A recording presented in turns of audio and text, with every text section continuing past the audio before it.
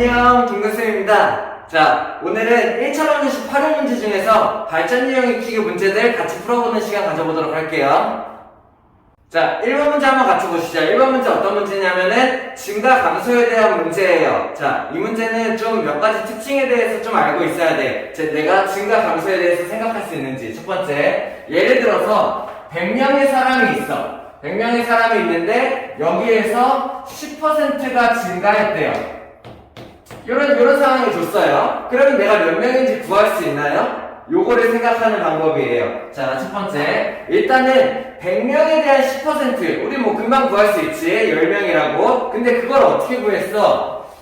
100명에서 그 중에서 10%를 얘기를 한다라고 생각할 수 있었어야 됐죠. 이해돼? 100명에다가 100 곱하기 10을 하면은 그게 10%를 얘기하는 거다. 그러면은 얘를 얘기하는 게 10명이기 때문에 얘를 더해줘서 10% 증가된 인원은 110명이다 내가 구할 수가 있었어야 되죠. 그죠? 이런 것들을 생각할 수 있어야 돼요. 만약에 10%를 증가하면은 100분의 10을 곱해서 그만큼을 더해줬으니까는 110명이 된다. 아니면은 여기서 바로 곱해주는 방법도 가능하죠. 어떻게 할 수 있어야 돼요? 곱하기 100분의 110을 하면은 얘가 이렇게 된다라는 얘기예요. 10% 증가니까는 100분의 100에다가 10%를 더 더할 거다라는 얘기예요. 그럼 다시 이런 것도 생각할 수 있어야 돼. 그럼 내가 100명에서 30%를 증가했다라고 하면 어떻게 하면 돼요? 그대로 이렇게 하면 돼요. 100명에 대한 30% 인원은 어떻게 구하냐면은 100명에다가 30%만큼 인원이다. 요만큼이 될 거야. 그래서 얘네들의 인원이 30명이다 라고 할 수 있으면 돼. 그러면 요만큼의 인원이 추가됐다라고 생각을 하는 거죠. 그래서 어떻게 돼요? 130명이 된다라는 얘기예요. 근데 실제로 어떻게 계산하면 돼? 여기에서 곱하기 100분의 130을 계산을 하면 된다라는 얘기죠. 이런 것들을 내가 할 수 있어야 돼요. 그럼 반대로 10%가 감소했어. 그러면 어떻게 해야 될까? 10%가 감소했어요. 어떻게 해야 될까? 100명에 대한 10% 인원을 구해야겠죠. 그러면은 똑같이 100명에 대한 10% 인원을 내가 구한다라고 생각할 수 있어야 돼요. 그러면 10명이 되겠고 그만큼이 감소했다라는 얘기죠. 그러면 10명이 감소했으니까는 90명이 된다라는 얘기예요. 이것도 바로 계산하는 방법 어떻게 하면 돼? 내가 곱하기 100분의 100이 전체야. 그 중에서 10이 감소한 100분의 90을 곱해서 바로 만들 수 있어야 된다라는 얘기예요.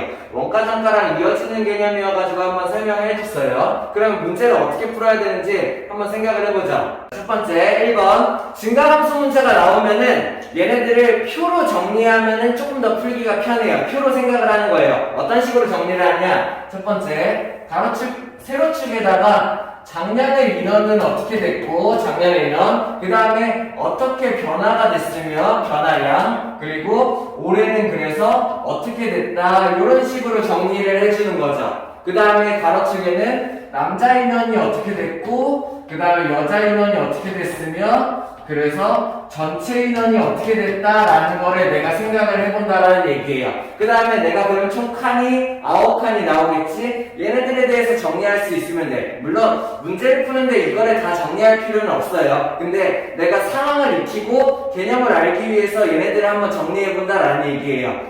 그래서 첫 번째는 표를 만든다. 두 번째는 좀 이 문제는 특징이 있어. 어떤 거냐면 다른 문제 같은 경우는 뭘 구하시오 라고 했으면 그거에다가 x를 뒀잖아요. 그죠? 근데 얘는 특이하게 만약에 올해 남자 인원을 구하라 라고 문제에서 물어봤어도 작년 남자에다가 x를 두는 게 특징이에요. 왜냐면은 올해에다가 x를 두는 순간 계산을 하기가 힘들어져요. 그래서 작년에다 x를 둔다가 포인트야. 이렇게 이해돼? 그럼 문제를 보면서 하나씩 채워보죠. 첫 번째 뭘 구하는 거냐면은 요거는 그냥 작년 여학생 구하는 문제네요. 그죠? 그러면 작년 여학생에다가 내가 x를 채워보죠. 이렇게요. 왜? 작년 여학생을 구하는 문제니까는. 이렇게. 자, 그리고 이제 하나씩 채워보는 거야.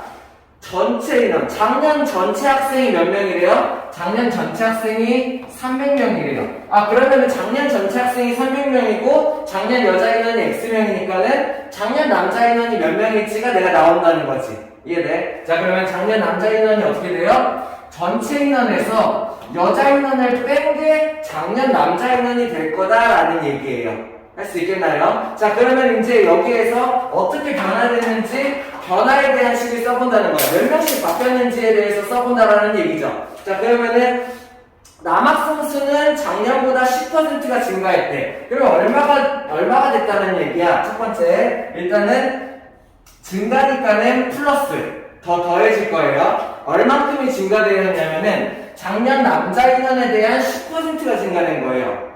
그럼 내가 얘를 쓸 수 있죠. 어떻게? 작년 남자 인원에 대한 10% 우리 아까 계산하는 거 했었죠? 10% 증가니까는 여기다가 100분의 10을 곱하면 된다는 얘기야. 이게 남자의 변화량이 된다는 얘기야. 요만큼의 인원이 증가됐다라는 얘기. 그러면은 이 문제에서는 필요는 없지만 내가 올해 남자 인원도 10으로 쓸 수 있어요. 어떻게 돼요? 100분의 10%가 추가된 100분의 110만큼의 남자 인원이 되었다라고 내가 정리를 할 수 있죠. 이렇게 할 수 있나요? 자, 문제를 푸는 데는 중요하지 않지만 나중에 내가 이제 개념을 생각하기 위해서 필요한 부분이야. 작년 남자를 이렇게 둔다면은 10% 증가니까는 플러스 100분의 10 남자 인원에 대한 10%라는 얘기고 그만큼이 추가가 됐으니까는 100분의 110이 된다는 얘기예요. 전체 작년 남자 인원에 비해서 100분의 110%가 됐다. 이렇게 생각을 하는 거죠.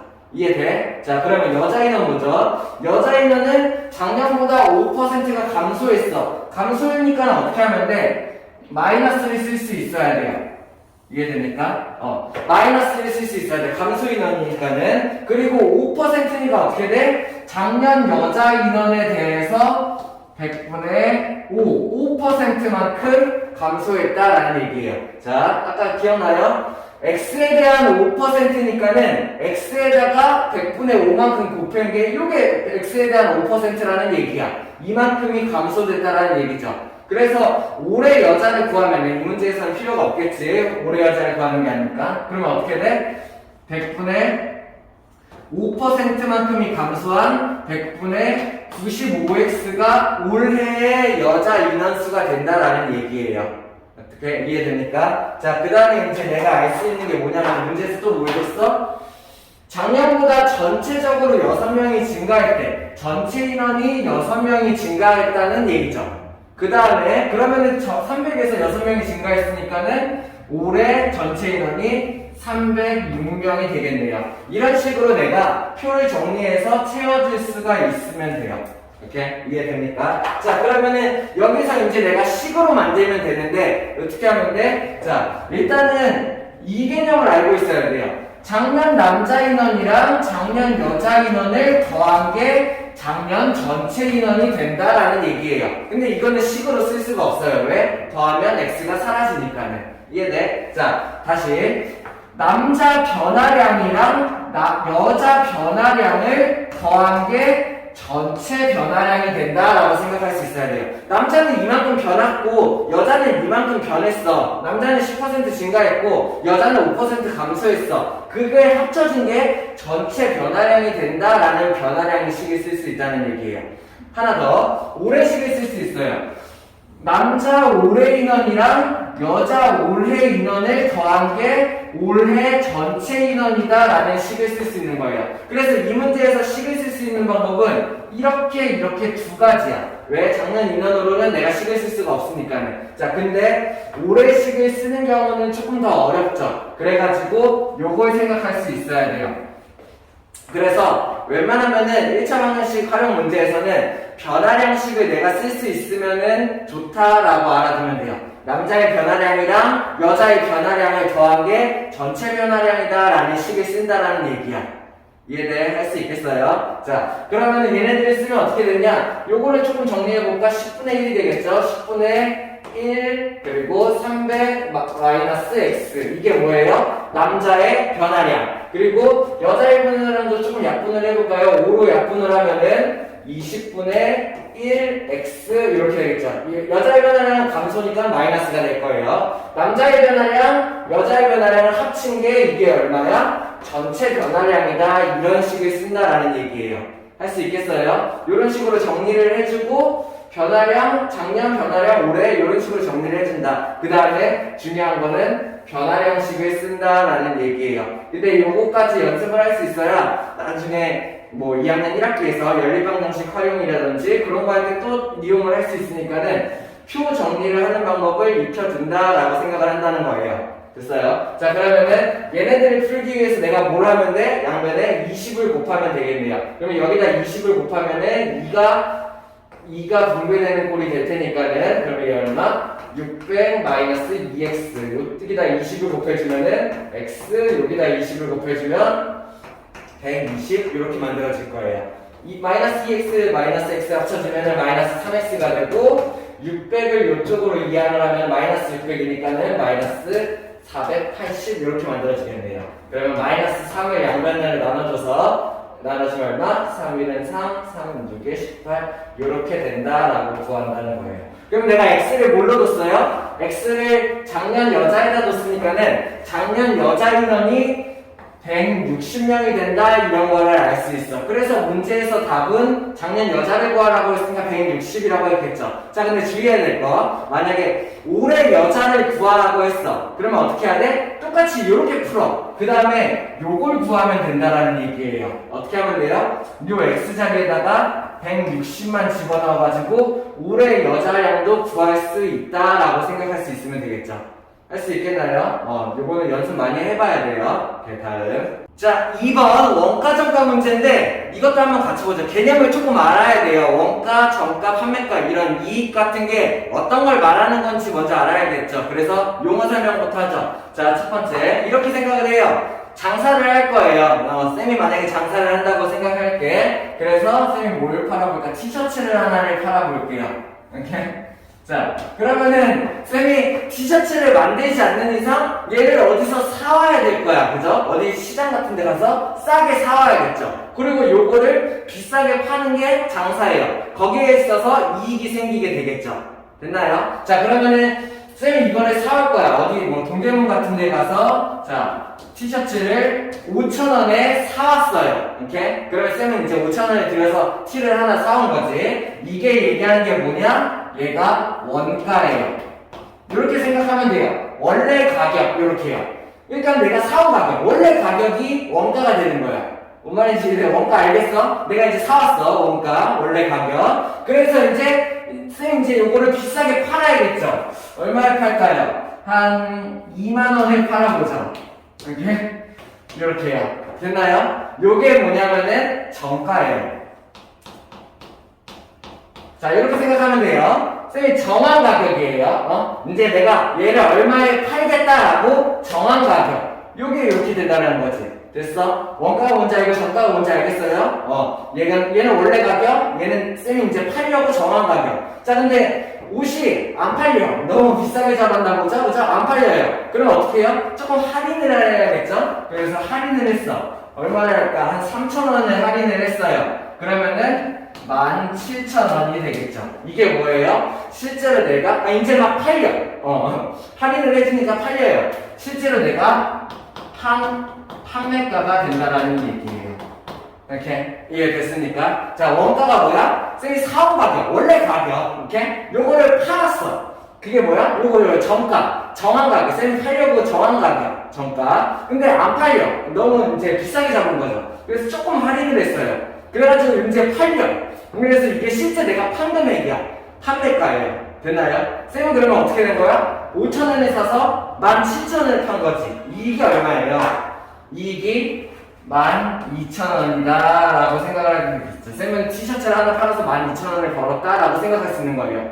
어떻게 이해돼요? 그럼 내가 이익을 구하는 방법이 어떻게 돼? 실제 내가 판 금액에서 내가 드린 금액을 빼주면 된다는 얘기예요. 그래서 내가 판매가에서 원가를 빼면서 이익을 구할 수가 있다라는 얘기예요. 이거 중요해요. 왜냐면은 원가 정가 대부분의 문제가 심화 문제로 넘어가기 전에는 이익식으로 다 풀리거든요. 그래가지고 내가 이익을 어떻게 구하냐 이거를 생각을 할 수 있어야 돼. 그리고 문제에서 웬만하면 대부분 이익에 대한 힌트를 줄 거예요. 이렇게. 그래서 내가 이렇게 해서 판매가에서 원가를 빼서 이익을 구하는구나, 이런 기본적인 내용을 알고 있으면 돼요. 그 다음에 이익이 어떻게 되는지 식을 쓰는 거죠. 문제를 한번 볼까요? 자, 그래서 이번 문제 한번 같이 보죠. 내가 원가, 정가, 판매가 문제가 나오면은 이 생각부터 해요. 내가 원가가 뭐고 정가가 뭐고 판매가가 뭔지 정리를 하겠다라고 생각을 해요. 왜? 내가 원가, 정가, 판매가를 문제를 보고 정리를 할 수 있으면은 판매가 빼기 원가로 이익을 쉽게 구해낼 수 있으니까는 얘네 세 개를 정리한다고 생각을 하면 돼. 뭔 말인지 이해돼요? 자, 근데 문제를 보니까는 뭘 구하라고 했나요? 여기서는 원가를 구하시고 문제네요. 내가 x를 어디다 둬요? 원가에다가 x를 두는 거죠. 됐어? 이해돼? 자, 그 다음에 이제 어떻게 했냐면은 30% 이익을 붙여서 정가를 정했대요. 원가에서 30% 내가 이익을 붙인 거야. 아까 했던 거 기억나? 30% 이익을 붙이려면 어떻게 해야 돼? 내가 이것만 생각하면 돼요. 여기 있는 원가에다가 곱하기 100분의 130을 해주면은 그게 정가가 된다는 얘기. 이게 30% 이익이에요. 이해돼? 다시. 자, 몇 가지만 연습해보죠. 내가 X라는 원가에서 10% 이익을 붙였어. 그러면 어떻게 계산하면 돼? 100분의 110을 곱하면 돼요. 그럼 정가가 10분의 11X가 될 거예요. 이해돼? 하나만 더. 내가 원가 X에서 50% 이익을 붙였어. 그러면 내가 얼마를 곱하면 돼요? 100분의 150을 곱하면 돼요. 그러면은 정가가 얼마가 될 거야? 약분해서 2분의 3x가 된다라는 얘기죠. 이런 식으로 계산을 할 수가 있으면 된다라는 얘기야. 이해돼? 자, 그러면은 내가 원가에다가 30% 이익을 붙여서 정가를 붙였으니까는 100분의 130을 곱하면은 정가가 된다라는 얘기예요. 그럼 정가가 얼마예요? 약분해서 10분의 13x가 정가가 된다라는 얘기죠. 할 수 있겠나요? 30% 이익이니까는 100분의 130을 곱한다라는 얘기예요. 됐어? 자, 그 다음에 어떻게 했냐면은 정가를 붙였는데 안 팔렸나봐. 그치? 여기서 할인을 했어. 얼마를 할인했어? 여기는 퍼센트가 아니네. 그냥 700원을 할인을 해줬네. 그치? 그러면 어떻게 하는데 내가 여기서 그냥 정가에서 700원을 빼주면 되겠네요. 이게 700원 할인이 될 테니까는. 그러면 판매가가 어떻게 되는 거야? 10분의 13x 정가에서 700원을 할인한 금액, 요게 판매가가 된다라는 얘기죠. 그랬더니 어떻게 됐대? 이익이 500원 생겼대. 여기 밑줄 쳐야 돼요. 이익이 500원 생겼다. 요게 포인트예요. 그러면 내가 이익식을 쓰고 그 이익이 500원이 되는 방정식을 쓰면 되는구나 라고 이 포인트를 잡아가지고 내가 식을 쓸 수 있어야 된다는 얘기야. 됐어? 할 수 있겠나요? 자, 그러면은 첫 번째 이익식부터 구해보자. 이익식 어떻게 구해야 돼요? 이익 어떻게 구한다고? 내가 실제 판매해서 벌어들인 돈에서 내가 사용한 돈, 원가를 빼준다는 얘기죠. 그러면 판매가가 얼마? 10분의 13x 마이너스 700. 이게 뭐야? 여기까지가 판매가. 됐나요? 여기에서 원가가 얼마였어요? x. 얘가 뭐예요? 원가. 그러면 내가 판매가에서 원가를 뺐으니까 이게 결국에 뭘 말하는 거예요? 이익에 대한 식이 된다는 얘기예요. 판매가에서 원가를 뺐으니까는 이익식이 된다는 얘기예요. 그리고 이 이익이 어떻게 되고 싶어? 이익이 500원이 됐다. 내가 이런 식을 쓸 수 있으면 된다라는 얘기야. 할 수 있겠어? 내가 이익에 대한 힌트를 웬만하면 줄 거예요. 엄청 쉬운 문제가 아닌 이상. 그러면은 이익식을 쓴 다음에 그 이익이 이렇게 됐다라고 방정식을 쓰면 된다라는 얘기야. 그 이익식을 정리하기 위해서 판매가, 원가, 정가, 판매가를 정리해서 판매가에서 원가를 빼준다라는 얘기죠. 자, 그러면은 요런 이익이 500원이 됐다라는 방정식이 됐어요. 동량 정리를 하죠. 얘랑 얘를 바로 합쳐버릴 수 있죠. 왜? 10분의 10x니까 얼마? 10분의 3x가 될 거예요. 그죠? 마이너스 700 오른쪽으로 이항하죠. 그러면은 1200이 되겠네요. 그죠? 내가 얘 어떻게 해주면 돼요? 자, 이제 요거 할 수 있어야 돼. 개수가, x의 개수가 10분의 3이야. 내가 어떻게 해? 여기다가 3분의 10을 양면에 곱해서 없애버리는 거죠. 그러면 왼쪽이 뭐가 남아요? 약분돼가지고 x만 남을 거고, 오른쪽은 약분돼서 이렇게 해서 400이니까 얼마? 곱해서 4000이 남는다. 이렇게 할 수 있어야 돼요. 그래서 얘네들의 원가가 얼마다? 4,000원이다 라고 내가 구할 수 있으면 돼. 할 수 있겠어? 이렇게 생각해요. 원가정가 문제가 나오면은 문제에서 준 포인트가 뭔지 봐. 이익에 대한 정보를 줬다 라고 하면은 아, 이익식을 써야 되는구나. 그러면 이익식을 쓰기 위해서 어떻게 해? 판매가, 원가정가 판매가를 정리해서 판매가에서 원가를 빼서 이익식을 구해야겠구나. 이익식을 생각을 한다는 얘기예요. 그 이익이 이렇게 됐다라고 식을 쓸 수가 있으니까는. 됐어요? 이것도 연습 많이 해봐야겠죠? 다음. 자, 3번 문제 한번 같이 보시죠. 가부족 문제인데, 지난번에 한번 사탕 문제, 사탕 나눠주는 방법, 이런 걸로 비슷한 문제를 풀었어요. 그거보다는 조금 심화된 문제. 자, 상황을 내가 이해했으면 돼요. 아, 이런 상황이구나. 그리고 내가 식을 어떻게 쓰는구나. 라고 생각을 할 수 있으면 돼. 어떤 상황이냐면은, 학생들이 보트를 탈 거예요. 근데 보트에 6명씩 탈 수도 있고, 7명씩 탈 수도 있다. 이런 상황을 주어준 거야. 이해돼? 그 다음에 보트의 개수가 몇 개인가 물어봤어요. 자, 그러면은 이렇게 생각을 하는 거예요. 첫 번째, 학생 수가 이만큼이 있어요. 학생이 이만큼이 있는데 얘네들을 보트에다가 태우는 거지. 이런 보트에다가. 오케이?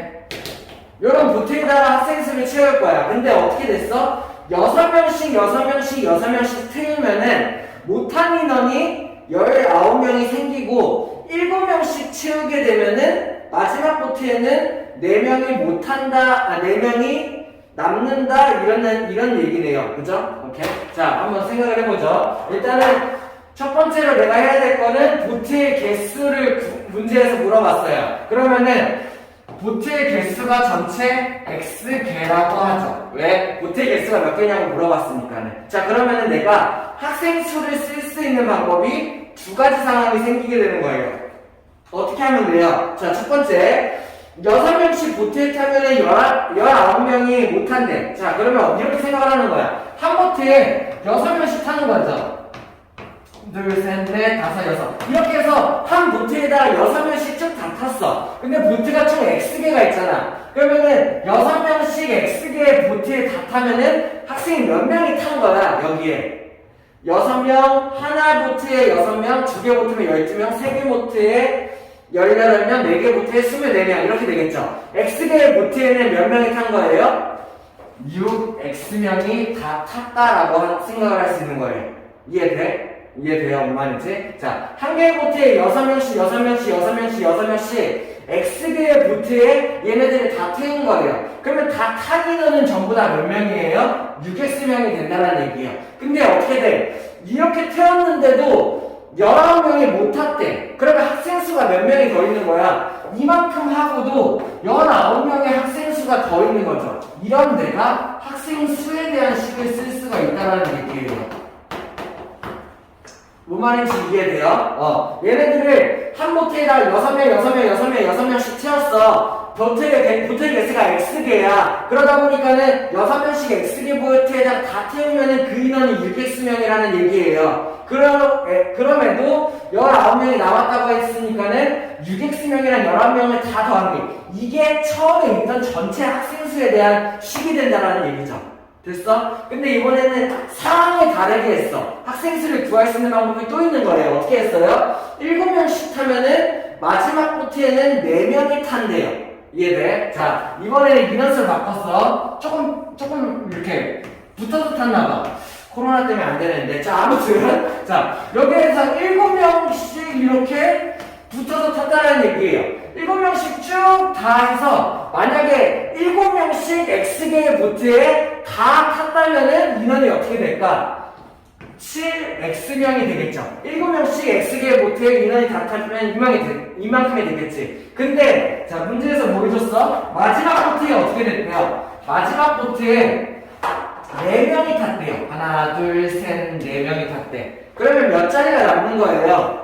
요만큼. 왜? 7명씩 쭉 태웠으니까 3자리가 부족한 상황인 거죠. 학생 수가 3명이 모자란 거야. 뭔 말인지 이해돼? 그래서 X개 보트에 7명씩 다 채우면은 그 전체 인원이 이만큼인데, 이만큼은 얘를 다 채웠을 때 얘기죠. 마지막 보트에 근데 4명만 탔다고 했으니까는 3명이 부족했다, 이렇게 생각을 할 수 있는 거예요. 이게 뭐예요? 이것도 학생 수에 대한 얘기예요. 이해됩니까? 이 전체 학생 애들을 7명씩 다 채우면은 7x명인데 3명이 부족했으니까는 7x보다는 3명이 작다. 이게 전체 학생 수에 대한 얘기가 된다는 얘기죠. 이해됩니까? 그러면 얘네들 어떻게 하면 돼요? 학생 수에 대한 식을 쓸 수 있는 방법이 두 가지가 되는 거야. 이렇게 구한 전체 학생 수랑 이렇게 구한 전체 학생 수가 같다라고 내가 볼 수가 있겠죠. 이해됩니까? 자, 그러면은 6x를 1로 이항하면은 x가 될 거고 마이너스 3을 1로 이항하면은 플러스니까는 22가 되겠네요. 그래서 내가 이렇게 해서 보트의 개수를 구할 수가 있다는 얘기예요.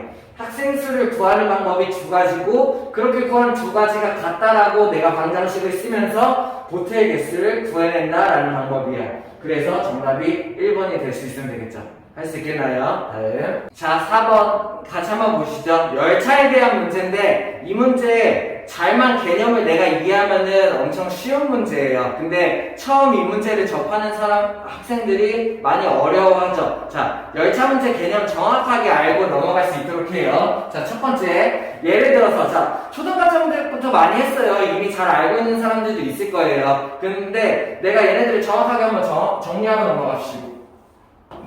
정리하고 넘어갑시다. 예를 들어서 이런 터널이 있어요. 이런 터널이 있는데 열차가 여기서부터 이제 들어가면은 이제 터널을 시작하는 점이 되겠지. 자, 그러면은 터널을 완전히 통과하는 데까지 어떻게 되었는가 이런 문제가 보통 나오는 게 기본적인 문제예요. 자, 그러면 생각을 해보세요.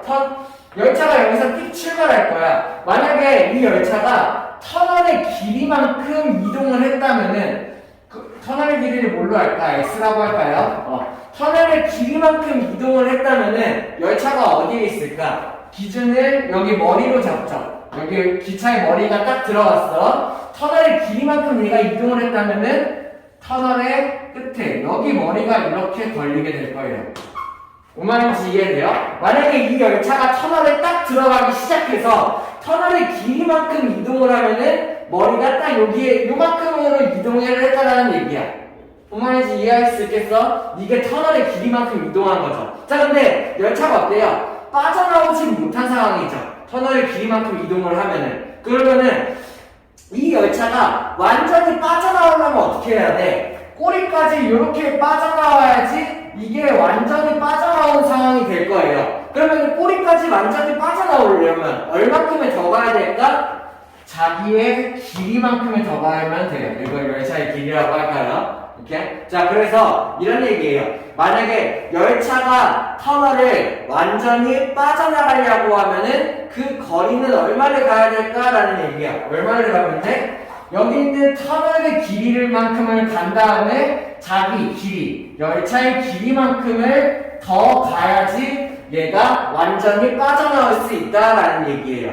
내가 그러면은 완전히 빠져나올 때까지의 거리를 구할 수가 있는 거죠. 어떻게 구하면 돼요? 완전히 빠져나갈 때까지의 거리가 x 플러스 a가 된다라는 얘기야. 자, 그러면은 완전히 빠져나갈 때까지 거리를 알고 뭐 완전히 빠져나갈 때까지 걸리는 시간 같은 거를 주면은 내가 속력을 구할 수가 있겠죠. 왜요? 속력은 시간분의 거리니까요. 그래서 내가 거리가 얼마고 시간이 얼마다 뭐 이런 거를 정리할 수 있으면은 얘네들의 문제를 쉽게 풀 수 있다는 얘기예요. 그 거리를 구하는 방법이 완전히 빠져나가기 위해서 터널이랑 자기 길이만큼을 더 가야 된다 이런 개념만 알고 있으면 돼. 문제를 한번 볼까요? 자, 4번. 자, 문제에서 주어진 대로 한번 읽어보죠. 첫 번째, 속력을 줬네요. 초속 15m의 일정한 속력의 열차래요. 그러면 일단은 내가 속력이 어떻게 된다고 주어졌어? 문제에서 초속 15m다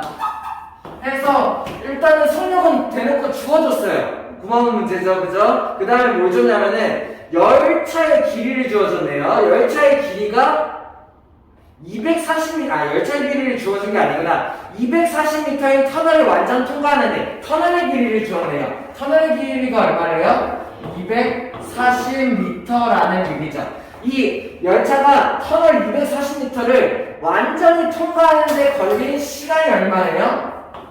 시간이 20초가 이렇게 주어진 거예요. 이렇게? 속력도 주어졌고 시간도 주어졌는데? 거리만 구하면 되겠죠? 자, 거리가 어떻게 돼요? 근데 자, 열차의 길이를 물어봤어요. 그럼 내가 이 열차의 길이를 x다라고 주죠. 이렇게요. 자, 그러면은 완전히 빠져나갈 때까지의 열차의 속력, 완전히 빠져나갈 때까지의 열차의 시간. 그러면 내가 완전히 빠져나갈 때까지의 열차가 이동한 거리만 알면 되겠죠. 됐나요? 그러면 거리가 어떻게 돼요? 터널의 길이와 자기 열차의 길이를 더한 게 완전히 빠져나갈 때까지의 거리가 된다는 얘기야. 이해돼? 그러면 거리는 얼마? 240 플러스 x가 된다는 거죠. 터널의 길이 더하기 열차의 길이가 완전히 빠져나갈 때까지 거리. 내가 이것만 정리가 되어 있으면은 아무 식이나 써도 돼요. 기억나요? 고속시식. 거리는 시간 곱하기 속력. 시간은 속력분의 거리. 속력은 시간분의 거리. 아무 식이나 써도 다 돼요. 됐나요? 그러면 우리는 뭘 쓸까요? 제일 쉬워 보이는 거리식을 쓰죠. 자, 거리는 어떻게? 완전히 빠져나갈 때까지 거리. 거리는 이걸 바로 쓰죠. 거리는 얼마? 속력 곱하기 시간. 이렇게가 되겠네요.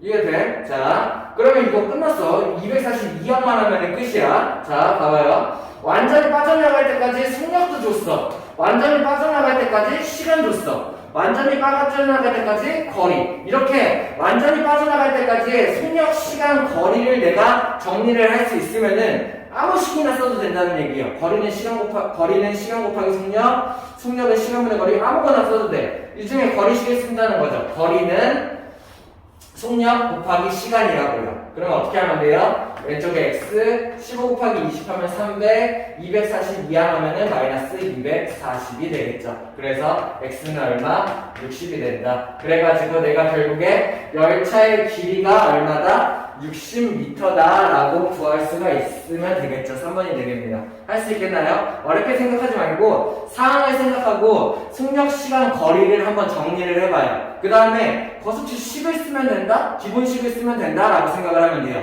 됐어요? 다음. 자, 5번 문제 한번 같이 보시죠. 시계 문제인데, 시계 문제 중요해요. 왜냐면은 1차 방정식 활용해서도 나오고, 1학년 2학기 때 각도 부분을 배우면서도 시계 문제가 또 나와요. 그렇기 때문에 잘 알아둬야 되는데 조금 어려워요. 그리고 설명할 것도 많고. 그래서 이 문제에서 모든 걸 다 설명할 수가 없을 것 같아서 따로 시계에 대한 문제는 따로 그 시계 문제를 푸는 그 정확한 방법에 대해서 영상을 쌤이 하나 만들 예정이에요. 시간 되면 한번 찾아보고, 오늘은 이 문제를 풀 수 있게 내가 기본적으로 알아야 될 것들 같은 거를 설명을 해줘 보죠. 첫 번째, 일단은 시계에 대한 기본적인 이해가 있어야 돼요. 그죠? 잘 알고 있는 사람들이 있겠지만, 예를 들어서 이렇게 시계가 있는데 이 시계에서 첫 번째 내가 알아야 될 거, 분침이 얼만큼 이동하는지 분침의 그 속력을 알아야 돼요. 첫 번째, 분침은 잘 생각해보세요. 첫 번째, 만약에 12시라고 하면 1시라고 하면은 요렇게 해서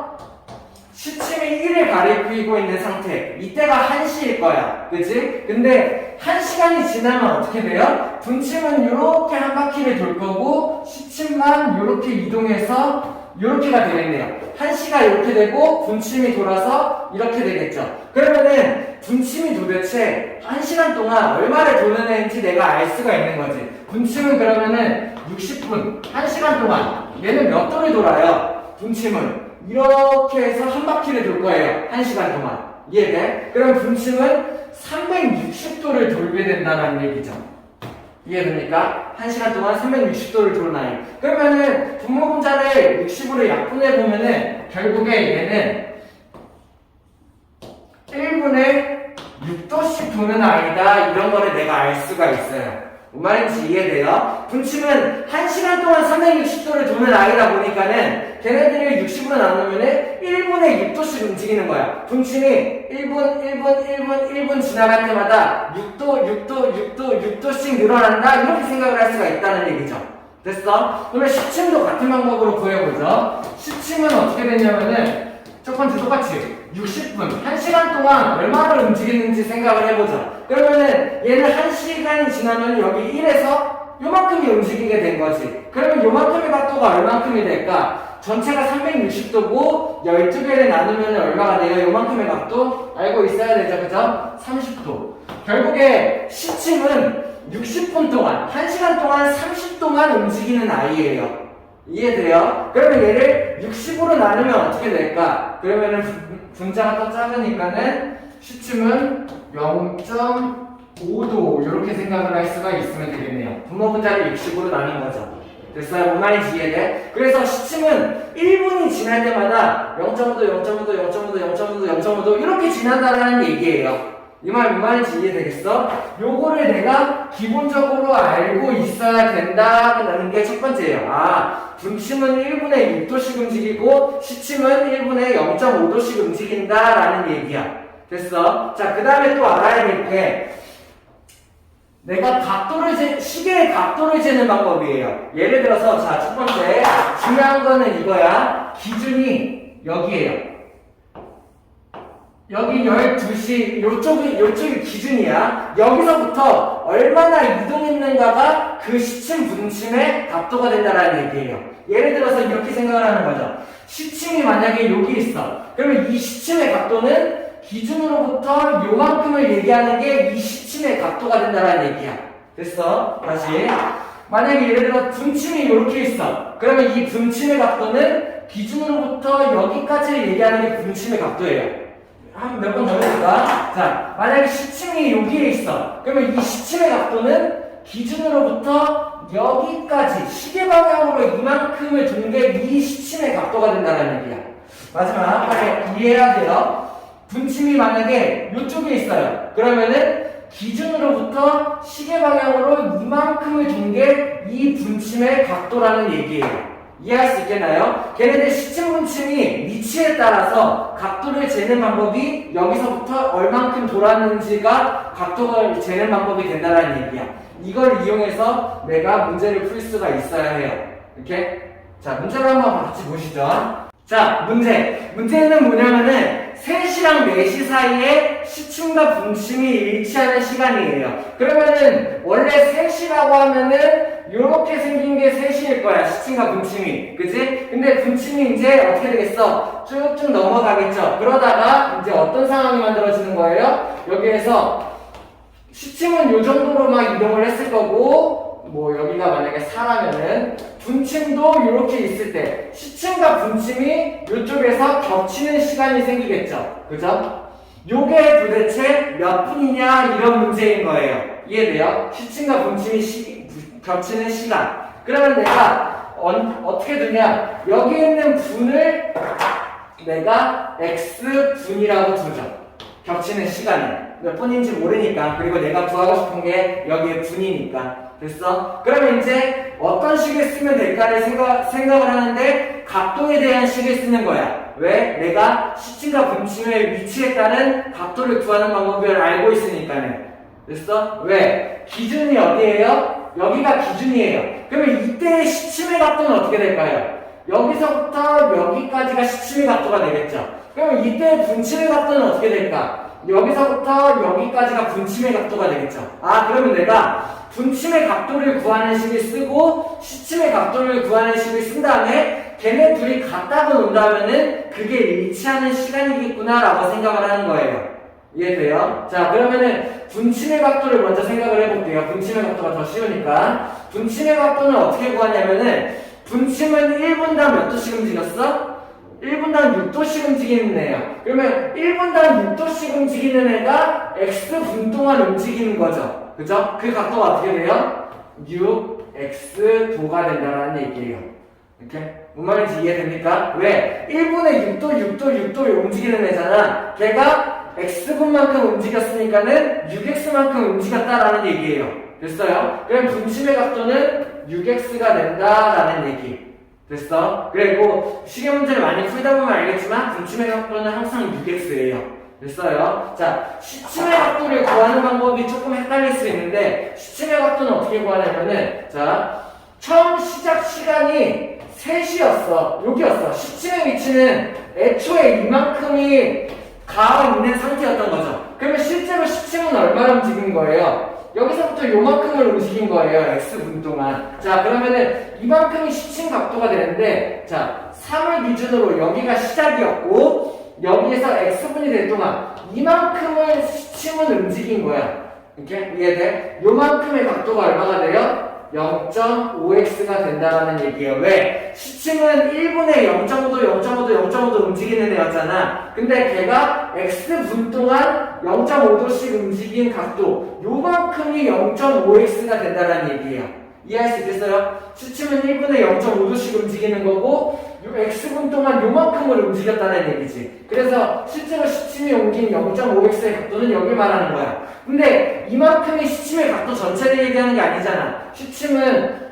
여기서부터 여기까지를 다 얘기하는 게 시침의 각도잖아요. 그래서 여기 있는 이만큼의 부분을 따로 계산을 해주는 거죠. 어떻게 하면 돼요? 1시간에 30도씩. 됐어? 그러면은 여기가 30도, 30도, 30도가 되겠죠. 30 곱하기 3이니까는 90도가 된다는 얘기예요. 그러면 시침의 각도는 어떻게 돼요? 90도에다가 0.5x만큼을 더해준 게 시침의 각도가 된다는 얘기죠. 됐어? 그럼 시침의 각도가 얼마?